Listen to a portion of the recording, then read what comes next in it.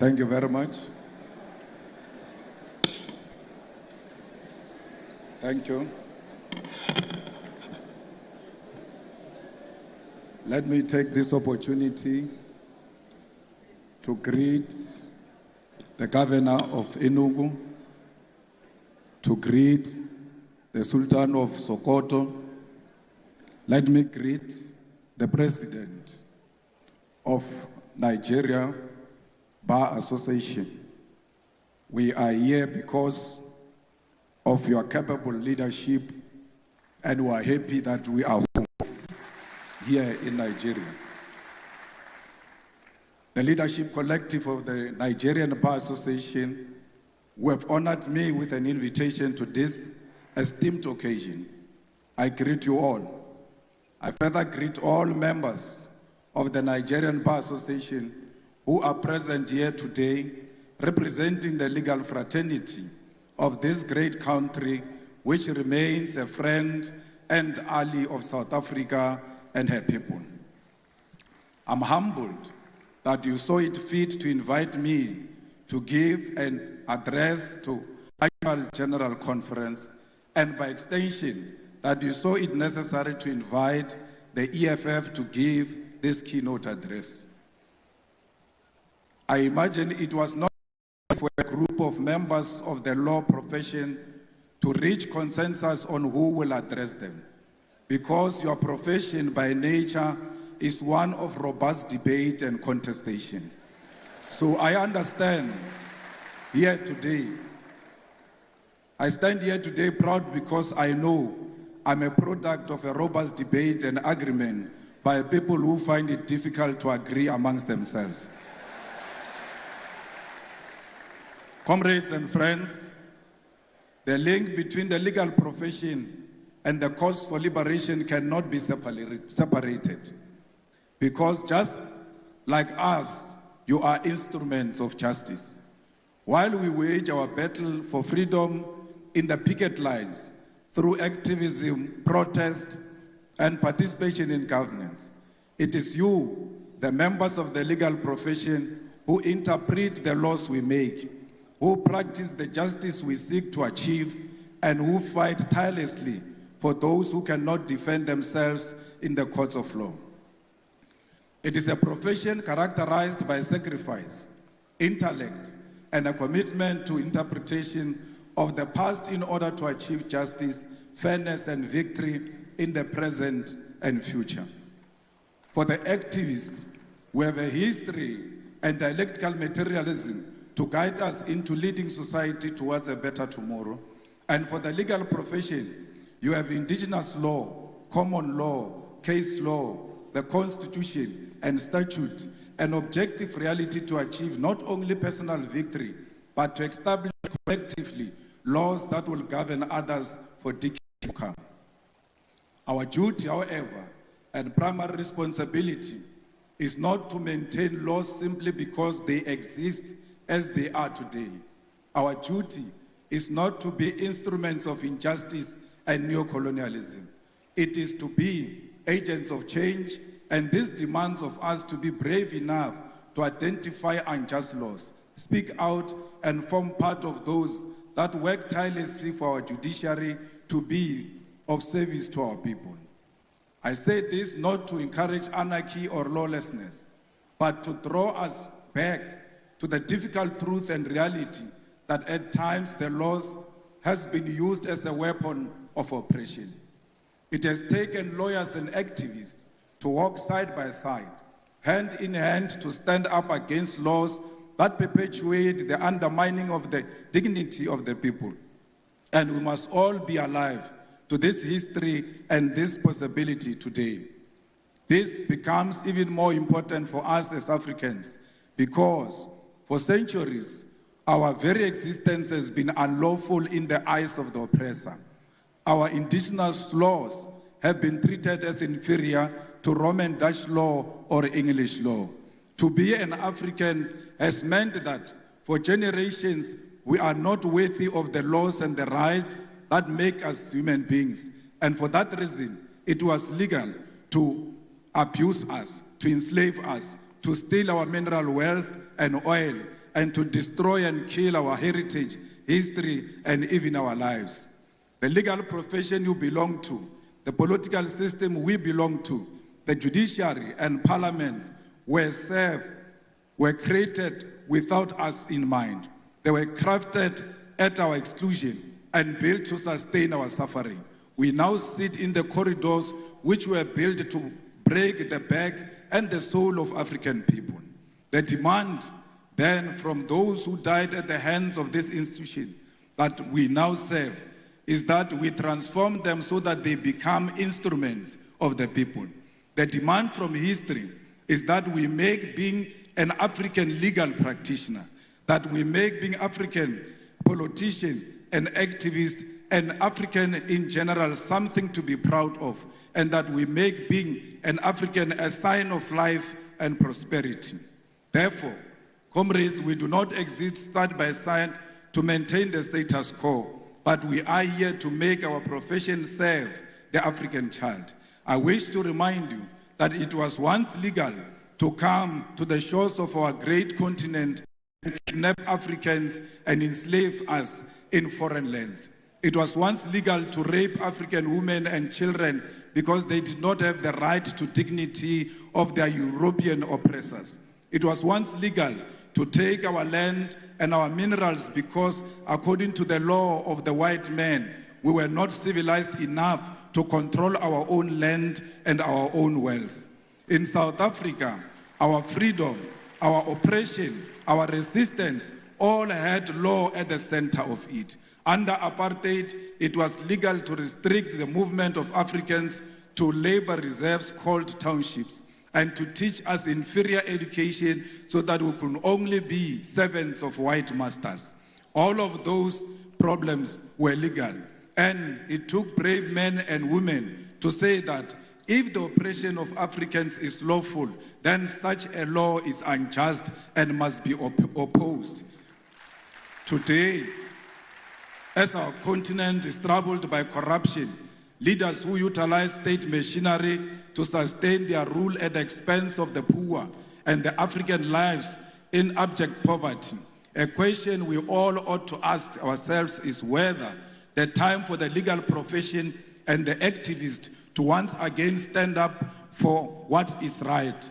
We must all ask ourselves whether the time has not once again arrived for liberation to be achieved against the sale of our nation to recolonization, and whether this fight must not begin by reimagining our laws for the better.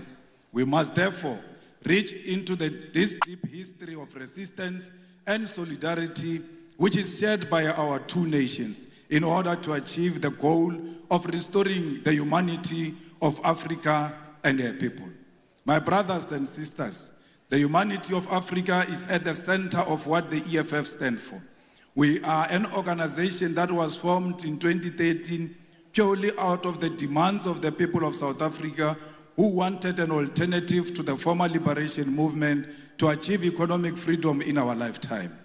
We are an organization which is born out of the blood of slain mine workers in an area known as Marikana, where 34 miners were shot down execution style, and the 13th anniversary of their execution was this month on the 16th of August 2025. Yet the families have not seen any justice. No one has answered for this grave injustice. It is out of this deep pain and disregard for African life that workers, miners, gardeners, petrol attendants, street dwellers, university students, professionals, and ordinary people of South Africa demanded that we form the economic freedom. We were formed to complete the liberation struggle, which was faced by compromise, betrayal, and corruption of the mission for the return of the land of South Africa to the hands of the people. As a result, we base our struggle on these lived realities, and we are guided by a scientific ideological outlook of Marxism, Leninism, and the teachings of Frantz Fanon. Fanon in the context of Africa becomes most important as we face with a continent that is becoming more and more dependent on the former colonial master and our liberation movement abandoned the struggle which led to the formation in favor of life of opulence while the people suffer. We are Marxist because we believe in the inherent need of an alternative economic system to capitalism, and we use science of dialectics to wage our struggle for liberation. We are Leninist because we believe in the need for a vanguard party of the people to lead the struggle, one which believes in internal democracy and the waging of struggle in parliament, the judiciary, and at the grassroots level. We are anti-capitalist, anti-imperialist, anti-racist, anti-sexist organization which believes in democracy and capitalism as a means of uplifting ordinary masses of our people.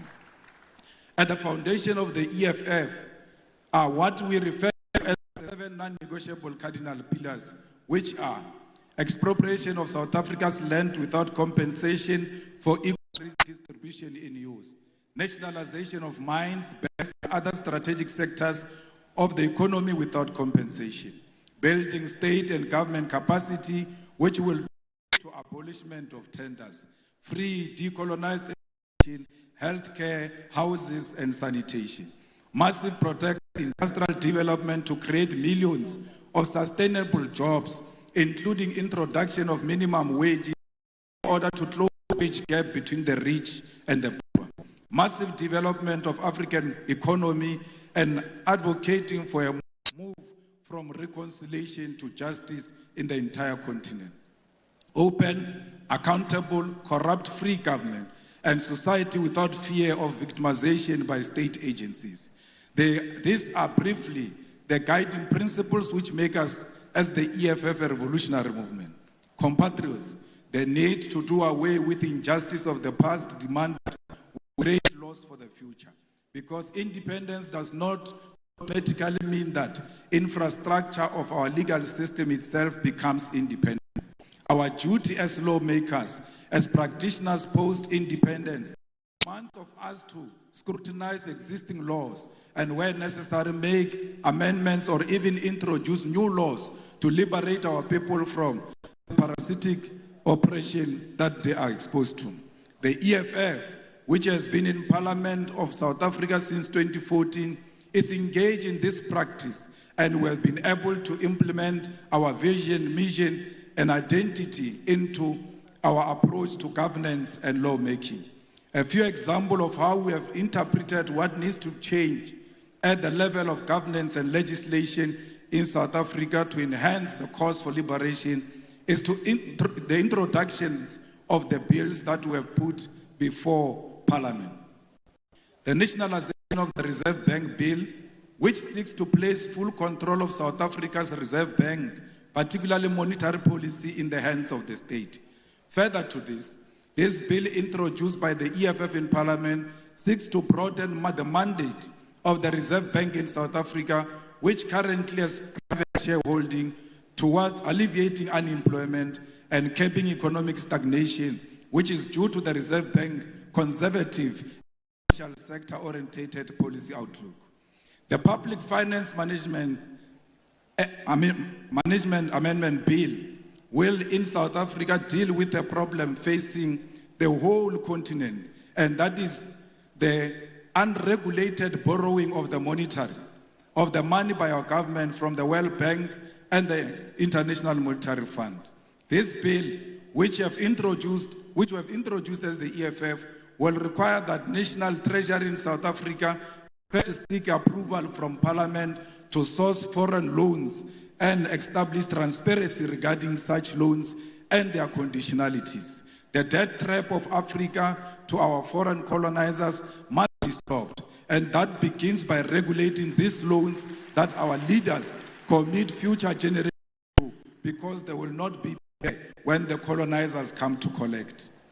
The Student Debt Cancellation Bill is a piece of legislation introduced by the EFF to ease the debt burden of young students who cannot access their qualification, seek employment using their qualification, or pursue postgraduate studies because their qualifications are withheld due to debt. Student debt is an obstacle to the youth who have no source of income because they cannot access their degrees, and equally cannot generate a source of income because they cannot prove that they are qualified due to their qualification being withheld. The need to unlock this qualification possesses a major opportunity to grow our expertise in our country and promote education to be at the center of our developmental objective. Insourcing Bill seeks to do away with the exploitation of labor brokers and consultancy firms which are draining the public finance of government in South Africa. In our country, the most basic of service which ought to be conducted through internal capacity are done on contractual basis and at inflated prices. The policy of outsourcing is at the center of corruption as politicians establish companies to provide services such as cleaning, security services, accounting services, maintenance services, and many more to government at a ridiculous rate. How can you issue a tender to buy toilet paper? How come Director General doesn't know where the toilet papers are being sold and go and buy the toilet papers himself instead of issuing out a tender that is unnecessary? There are certain things that can be done by the government without involving the outside players.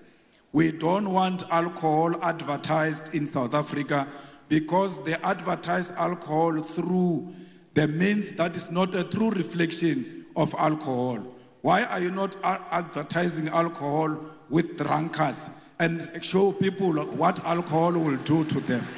It cannot be that alcohol is advertised only with beautiful people at the beach.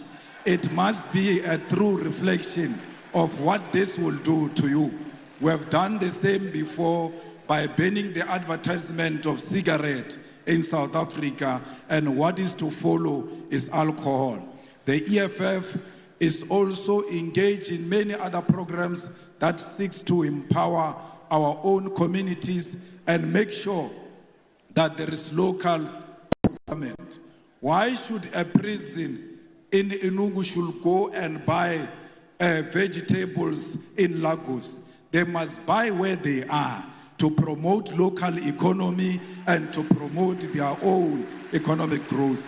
We cannot allow a situation where people who do not come from where we come from are actually not benefiting from what their government can provide. Compatriots, I must reiterate once again that it is a deep honor to stand before you today in Nigeria, in Enugu State, a country that holds a special place in the hearts of all South Africans who understand history, who value solidarity, who appreciate the sacrifice made by others in the cause of our freedom. Nigeria is not just another African country to us. It is a common nation, one that stood firmly by our side during our darkest hour. When South Africa was shackled by apartheid, when our people were murdered, imprisoned, and denied basic humanity, Nigeria rose as a giant for justice, placing South Africa squarely at the center of its foreign policy. Former President Murtala Mohammed famously declared that Africa had come of age, that the continent will no longer tolerate interference from outside powers, and this still rings true today. Nigeria set up the Southern African Relief Fund, mobilizing its citizens to contribute to the liberation struggle. Even as it faced its own challenges at home, these initiatives raised millions of dollars to support the liberation of South Africa. Paid directly from their salaries to contribute to the liberation of the people of South Africa. Nigerian students sacrificed a portion of their income through the Mandela Tax, which supported an educational training program for Black South Africans, and successive Nigerian governments never stopped in their material and moral support for South African liberation. In fact, Nigerian government boycotted the 1976 Olympic Games and the 1979 Commonwealth Games in protest and in opposition to apartheid government. We cannot forget all those who stood by us during difficult times. Nor can we forget that when Nelson Mandela was released from prison in 1990, one of his earliest international visits was to Lagos and Abuja to personally thank the Nigerian people. This gesture, a foundation of a bond sealed in blood and sacrifice. However, this history must not remain in the past. This bond between South Africa and Nigeria must be carried forward into the present, not just in political sentiment, but in concrete economic collaboration. Both our nations stand as giants of the continent. South Africa, with its industrial base, mining capacity, and advanced financial system. Nigeria, with its vast population, vibrant entrepreneurial spirit, oil and gas resources, and cultural dynamism that has captured the imagination of the world. Together, we hold the keys to Africa's industrialization and economic independence.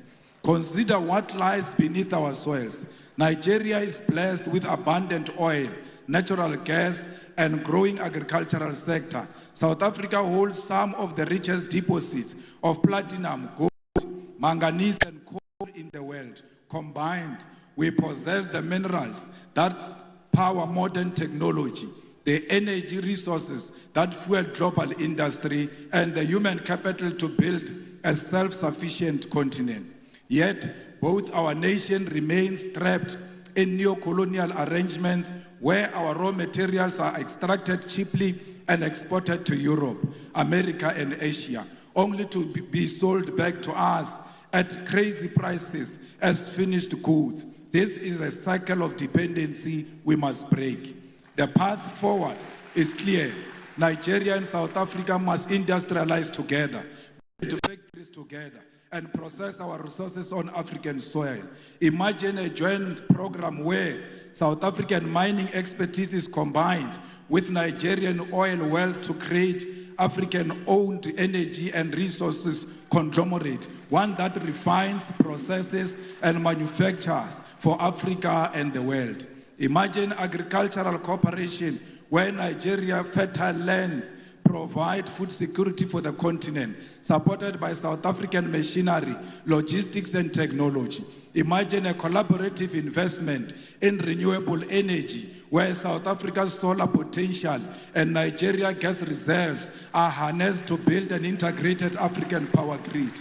Already, we have glimpses of what is possible. South African companies such as MTN, SPAR, ShopRite, and MultiChoice have made significant inroads in Nigeria, creating jobs and bringing services. Nigerian businesses, investors, and cultural industries have equally expanded to South Africa. Nigerian music, filmmakers, writers influence South African culture, just as South African universities and industries provide platforms for Nigerian talent.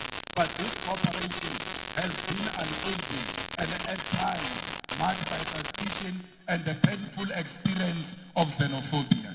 Let me be unequivocal here. Xenophobia is a betrayal of African unity. It is a sickness born of poverty, inequality, and government failure.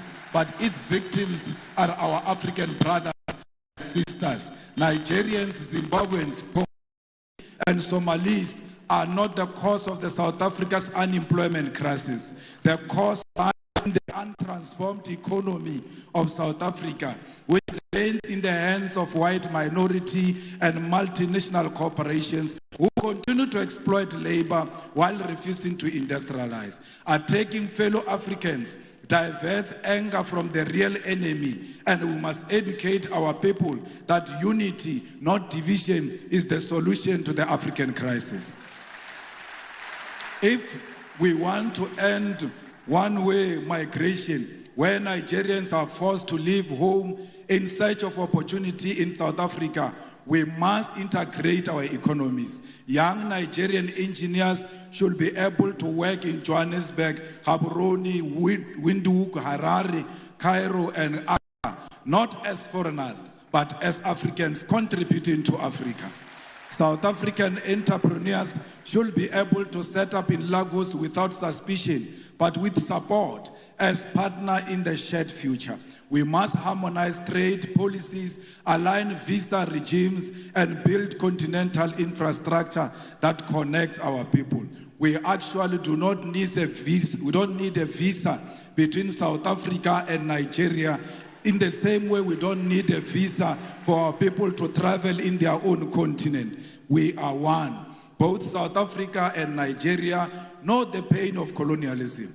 Both have faced internal divisions. Both have endured the pressures of global imperialism that seeks to divide and exploit and control us. Both know that the only path forward is Pan-African solidarity. We must reject the illusion that our salvation will come from Washington, London, Brussels, or Beijing. Our salvation lies here in Lagos and Johannesburg, in Abuja and Pretoria, in the hands of Africans who refuse to be divided. Together, Nigeria and South Africa can lead African continent free trade area not as a paper agreement, but as a living reality that changes the lives of ordinary people. Together, we can demand fair trade, protect our industries, and invest in education, technology, innovation. Together, we can prove that Africa is not a begging bowl, but a continent of giants. We must prove to the whole world that we are not xenophobic, we love one another.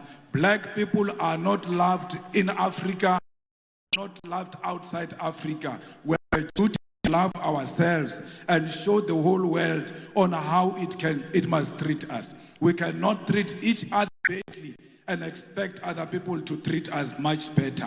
How you treat your own brother and your own sister, it's how you teach others outside how they must treat you. The unity of our continent is paramount, and we must never associate with any xenophobic idea that perpetuate the divisions in South Africa. Solidarity is what we need for each other.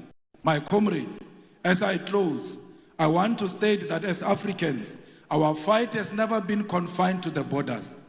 From the very beginning, the struggle of South Africa against apartheid, we knew that suffering of one oppressed people anywhere in the world is the suffering of all oppressed people everywhere.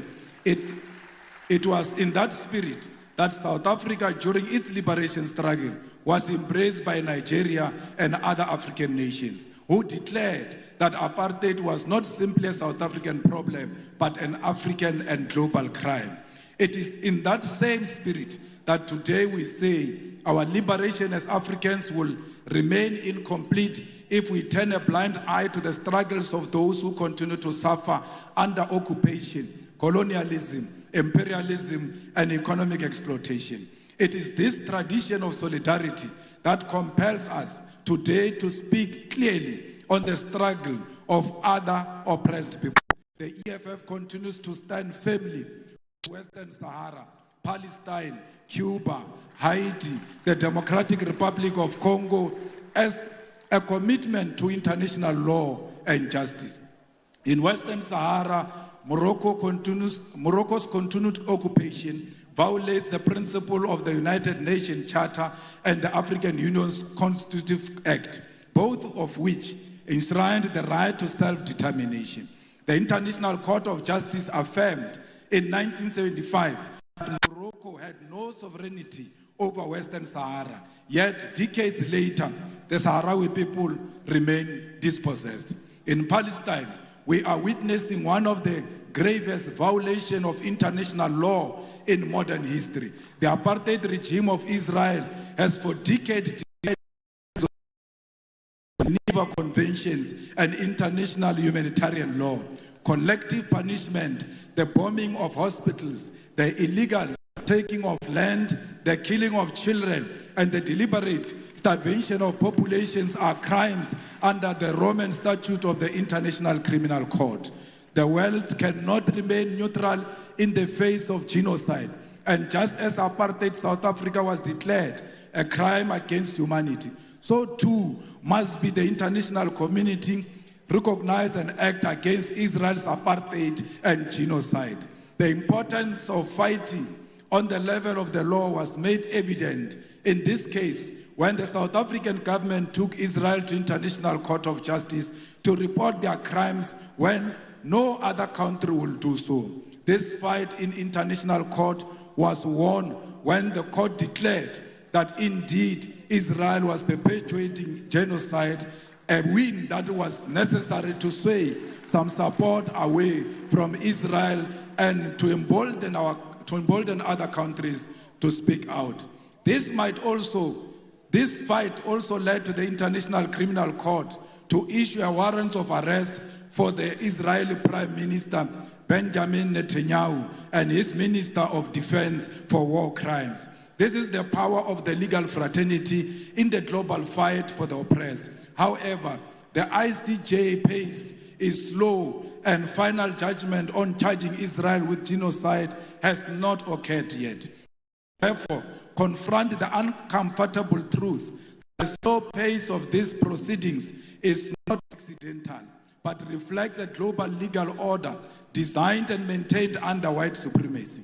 International law is swift and ruthless when prosecuting leaders of the global south, yet hesitant and cautious when dealing with crimes committed by Western powers or their allies. This is hypocrisy we must name without fear. When an African leader is accused, indictments are issued overnight, sanctions are imposed immediately, military interventions justified under the banner of international law. However, when Israel starves children in Gaza or the United States and its allies invade nations and topples governments, the same institutions suddenly discover restraint, complicity, and delay. As the legal fraternity of Africa, you cannot accept this double standard. You must be bold enough to create alternative and fair systems of accountability that do not bend nationalist interests. If the so-called international community is unwilling to deliver justice in real time, then Africa must advance its own courts, its own tribunals, its own instruments of solidarity and protection. Just as we build liberation movements where colonialism denied us freedom, so too must we build new legal institutions when these ones fail us. In Cuba, for over 60 years, the United States has imposed an economic blockade in contravention of international law, including the principle of non-interference and the sovereign right of nations to choose their social and economic system. Despite this, Cuba has demonstrated a profound commitment to human solidarity, sending doctors across the globe, including to Africa, welcoming Africans into their classrooms and participating in the liberation of the oppressed. Cuba never sent their soldiers anywhere to kill anyone. Instead, they send their doctors all over to go and save lives. The tragedy of Haiti is one of historical injustice.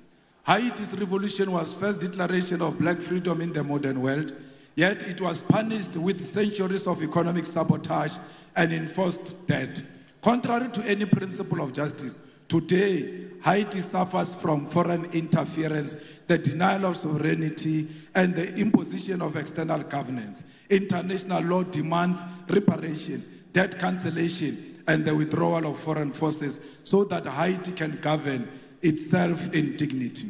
We have seen DRC not experiencing peace because of its mineral resources. We must stand with DRC and demand that there must be permanent peace in DRC and everywhere else in Africa.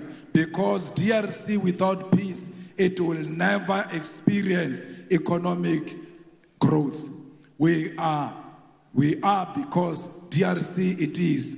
We are the people of Southern Sudan. We must make sure that no single corner of Africa there are guns where Africans are killing each other. Africans must always be together against the enemy forces who want to exploit our country. We are here today to reclaim our land. We want the land of Africa to be returned to Africa because it belongs to the Africans. We want the minerals of Africa to be returned to the Africans because that's where they belong. We want to build industries in Africa and process our minerals here in Africa. We've got the capacity. We must never allow the imperialist forces to divide us in order to take our minerals from us. We demand one Africa. We demand borderless Africa. We demand Africa with one president, with one currency, with one military command, with one parliament, because we know the currency of Africa will be much more stronger against the American currency. We don't care what Trump thinks of us. He will never choose a policy position for Africans. We are not subject of Trump. We must refuse to be subjects of Trump. We must stand together as the world changes and show the world that Africa is one and Africa is equal to all nations, to China, to Russia, to America. We are not just a small nation. We are a big nation. We are not a dark continent. How can we be dark when we've got diamond that is shining amongst us? We are a shining nation. I thank you.